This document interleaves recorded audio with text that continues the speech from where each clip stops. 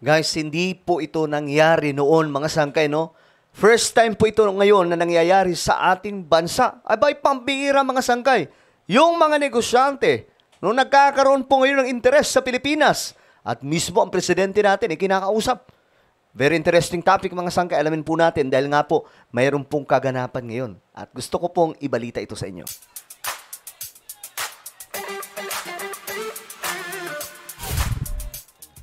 Hello guys, what's up? This is me, Sangkay Janjan. And we are back sa ating vlog ngayon. Kamusta po mga kababayan? Shoutout nga pala sa lahat ng mga solid Sangkay ngayon. Comment down below, #solid Sangkay kasama po ang inyong mga lugar. Para syempre magkakilala po tayo dito. Okay? Eto na mga Sangkay. Sa mga hindi pa po dyan nakakapag-subscribe, abay, parami po tayo ng parami, no? 1.54 million subscribers lang naman po tayo. Kaya naman kung ikaw ay gusto mong mapabilang sa dumaraming mga solid sangkay, makikita nyo po yung subscribe button sa baba ng video na to. I-click nyo lamang po yung subscribe, i-click ang bell, at i-click nyo po yung all. Sa mga nanonood po sa Facebook, i-follow nyo po yung ating Facebook page. Alright, eto na. Eto kasi yung balita, mga sangkay. Nakipagkita daw kay Pangulong Ferdinand Marcos Jr. sa Malacanang ang chairman ng pinakamalaking private water desalination company sa buong mundo. Sa isang courtesy call sa Malacanang. Ang bira. Pinakamalaking private water desalination po ito, no? Sa buong mundo. Anong ginagawa niya po doon? May naalala ko mga sangkay. Naku po, kamusta kaya ang prime water? Mukhang nanganganib ngayon eh. 'Di ba? Dahil nga po sa mga, alam nyo na, mga sangkay, mga pangyayari na hindi po nila inayos yung kanilang serbisyo. So anong mangyayari? Magkakaroon na ba, mga sangkay, ng isang kumpanya na naman sa Pilipinas na kung saan hindi po mambuburaot sa mga Pilipino? Alam niyo yung magandang side ng mga dayuhang negosyante, mga sangkay, na pwedeng magtayo sa Pilipinas. Itong mga taong to, wala po itong gagawin dito sa ating bansa, kundi magserbisyo, magnegosyo lang. Hindi po sila mambuburaot. Kasi nga po itong mga ito, takot po yan, mga sangkay, sa mga bigay-bigay, takot po yan sa mga illegal na mga transaksyon, dahil nga po, matatakot sila na masira ang kanilang pangalan sa pagnenegosyo sa isang bansa. Kung kaya't, mga sangkay, ibang-iba ito sa mga Pilipinong negosyante, mga Pinoy. Sus, Diyos mio, Marimar.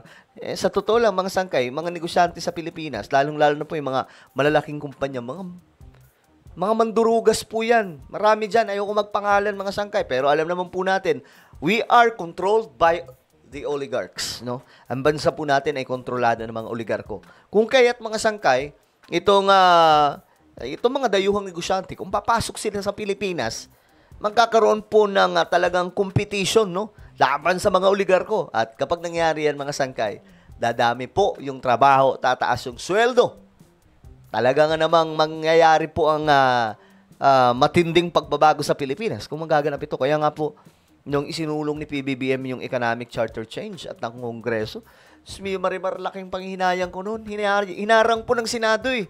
Yun po yung chance na umangat ang Pilipinas. Dahil the more na marami pong na magnenegosyo sa Pilipinas, Diyos mio, Marimar, aangat po ang ating bansa. Alam niyo yung China, bakit mayaman ngayon? Nung kung hindi po ako nagkakamali, mga sangkay, 1970s, mas mahirap pa po sila, mga sangkay, sa Bangladesh.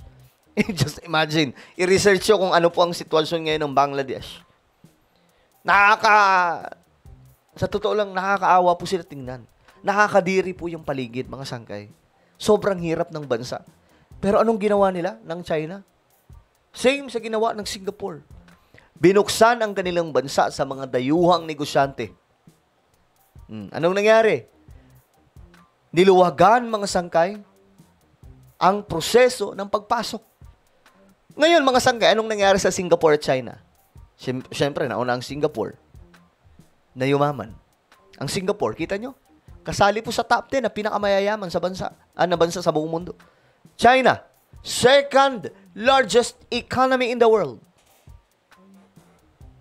Ngayon, mga sangkay, kung mangyayari ito sa Pilipinas, sa totoo lang, talagang malaki ang iaangat ng ating bansa.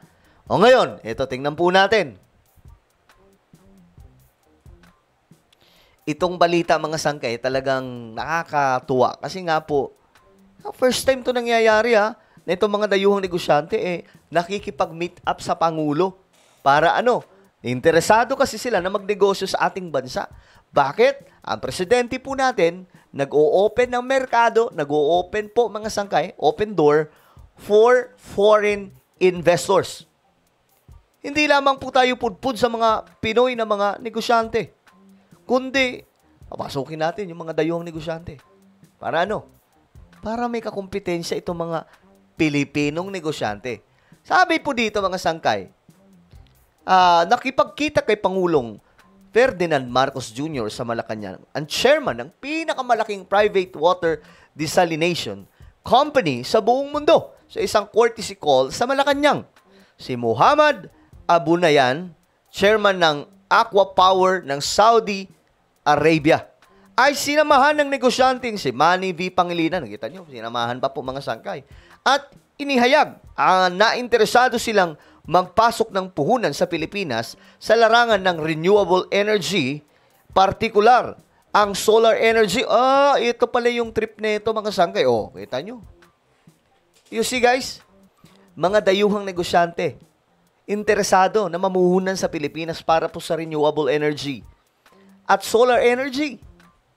So, ito yung sinasabi po natin mga sangkay na kapag marami po magnenegosyo sa Pilipinas, talagang gaganda po ang takbo, ang buhay ng mga Pilipino, no? Kaya nga sana po, aprobahan na po itong economic charter. Nagsa ganun, kahit wala na po si PBBM sa pwesto, tuloy-tuloy po mga sangkay ang pagpasok ng mga dayuhang negosyante kasi inayos ang Constitution. Ito ngayon mga sangkay, ngayon, nai-enjoy ng mga dayuhang negosyante, kahit po sa Constitution natin may 60-40 policy, nai-enjoy nila kasi nga po si PBBM, ginawan po niya ng pamamaraan para mapabilis ang pagpasok ng mga dayuhang negosyante. Kaya nga lang guys, paano pag wala na si BBM? What will happen? Diba? Ano na mangyayari kung wala na po si BBM sa pwesto? Di back to normal, mahirap na naman ang Pilipinas, aayawan na naman ng mga dayuhang negosyante. Di po ba? Sabi dito, plano ng kumpanya ni Abu Nahyan na magtayo ng energy asset sa buong bansa para sa mas malinis na enerhiya.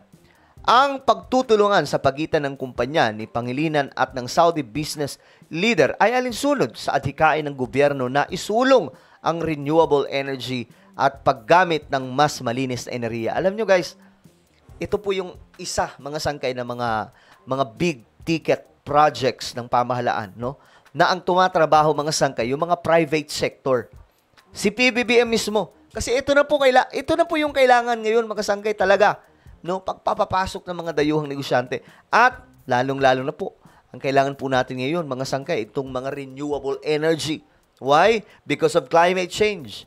Ang climate change kasi tumitindi kasi nga po ang pinagkukunan ng source ng enerhiya ng mga kuryente, mga sangkay, galing po sa mga nakakasira sa ating kapaligiran. Kaya dito mga sangkay, like for example, solar, 'di ba? Windmill at marami pa pong iba mga sangkay na renewable energy. Talagang nakakatuwa ito mga sangkay, no? Na makakatulong po talaga ito sa pagpapalago ng ating bansa. At alam nyo, isipin nyo na lang, kapag marami pong mga supply na ng kuryente sa Pilipinas, ang ibig sabihin lamang nun, mga sangkay, bababa po ang presyo ng binabayaran natin sa kuryente. Di po ba? Hindi po tulad ngayon, di ba? Binuburaot ng maraming Pilipino. Kasi nga po, kung sino, kontrolado yung bansa natin, itong mga kumpanya, no? Ng kuryente. Mga electric, ano ba tawag dyan? Electric companies ba yan? Mga sangkay. Basta, ganun. And then, kung maraming mga dayuhang negosyante na susupply ng kuryente, magpupondo po sila, mag-i-invest po sila for renewable energy, ibig sabihin, dadami po yung mapagkukunan ng kuryente at bababa po yung babayaran natin, mga sangkay. Kaya nga po yung number 1, ito tandaan nyo yung number 1 na pinakamalaki na solar farm sa buong mundo, tinatayo sa Pilipinas. At malawak na po, mga sangkay, sa Nueva Ecija po yan. Tatak Marcos po sa pangunguna po ng chairman na si Manny V. Pangilinan. Ikinagalak ni Pangulong Marcos ang partnership na magpapabilis niya sa pagpapagawa ng malalaking renewable energy projects na magpapalakas sa energy transition at pagsulong sa bansa. Alam nyo guys, kung po pwede lang na mag-charter change tayo at gawing Prime Minister sa PBBM para tuloy-tuloy po itong ganitong klaseng nangyayari sa ating bansa, isulong na. Kasi fit na fit pa po ang Pangulo natin sa pagpapatakbo sa Pilipinas. Ito sa kabila po ng iisa na lamang pong kidney ni PBBM, fit na fit pa rin po ang Pangulo, mga sangkay, sa pagsasaayos sa ating bansa. Bakit? Kasi nga po, bata pa po si Presidente BBM. Kita nyo naman yung tayuan ni BBM. Kailangan po kung pwede lang isang term pa eh. 'Di ba? Kasi kapag, alam nyo, kahit isang term lang, umabot lang si BBM ng 12 years, alam nyo mangyayari? Ang Pilipinas makakaangat-angat na. Dadami na po yung mga negosyante sa Pilipinas. Diyos mio, Marimar. Yayaman po ang ating bansa. Ang bihira at hindi po natin alam. Mamaya mga sangkay, pinapatakbo na pala ni PBBM yung Marcos Wealth. 'Di ba? Kasi nakaraan, inanunsyo na may partnership ang Pilipinas sa World Bank hanggang 2031. Ang bihira. Well, ano po ang inyong opinion, guys? Tungkol po dito sa ating napag-usapan, comment down below. Meron po tayong YouTube channel, Sangkay Revelation. Hanapin nyo po ito ngayon sa YouTube. Kapag nakita nyo na, i-click nyo po yung subscribe, i-click ang bell, at i-click nyo po yung all. Ako na po ay magpapaalam. Mag-iingat pong lahat. God bless everyone.